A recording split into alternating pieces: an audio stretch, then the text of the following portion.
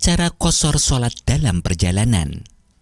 Assalamualaikum warahmatullahi wabarakatuh. Sahabat muslim hafizakumullah. Salah satu kasih sayang Allah Subhanahu wa Ta'ala kepada umat muslim adalah keringanan bagi orang yang menempuh perjalanan dengan jarak minimal 82 km. Adapun bentuk keringanan yang diberikan adalah 1.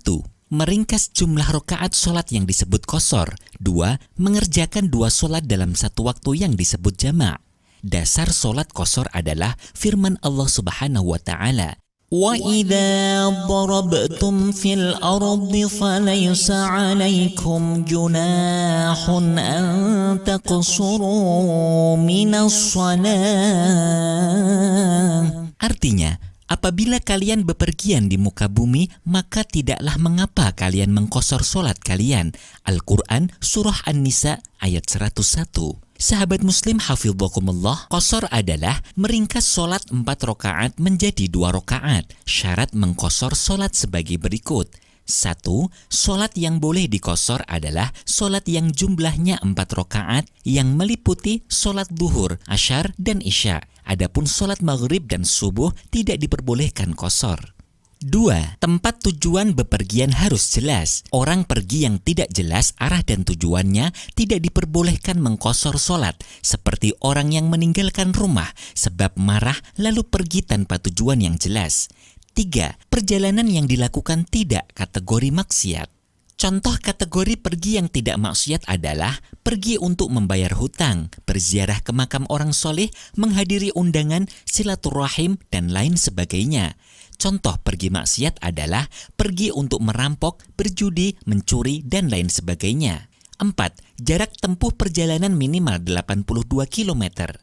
Jarak tempuh yang diperbolehkan untuk mengqashar sholat adalah minimal 82 km, baik perjalanan dengan berjalan kaki atau naik kendaraan. Keringanan ini bukan dilihat dari waktu dan kecepatan perjalanan yang ditempuh, tetapi dilihat dari jarak atau panjang perjalanan yang dilakukan. Ketika jarak yang ditempuh mencapai 123 km atau lebih, justru disunahkan mengqashar sholat. 5. Musafir sudah keluar dari batas desa tempat tinggalnya. Contoh, orang yang bertempat tinggal di Semarang akan melakukan perjalanan ke Surabaya, maka boleh melaksanakan sholat qashar setelah keluar dari Semarang. 6. Niat sholat qashar saat takbiratul ihram. 7. Tidak makmum dengan orang yang sholat sempurna 4 rakaat. Orang yang sholat qashar tidak boleh makmum kepada orang yang sholat sempurna 4 rakaat, meskipun hanya makmum sebagian, seperti makmum pada saat tahiyat akhir. 8. Sholat qashar dilaksanakan saat masih dalam perjalanan. Apabila sudah pulang sampai melewati batas desanya, maka sudah tidak boleh sholat qashar. Sahabat muslim hafizakumullah, orang yang akan pergi melebihi jarak 82 km namun di pertengahan jalan mendadak pulang, maka tidak boleh melaksanakan sholat qashar. Begitu pula orang yang berniat menetap atau mukim 4 hari atau lebih di suatu tempat, maka juga tidak boleh mengqashar sholat. Adapun contoh niat sholat qashar untuk sholat duhur adalah sebagai berikut.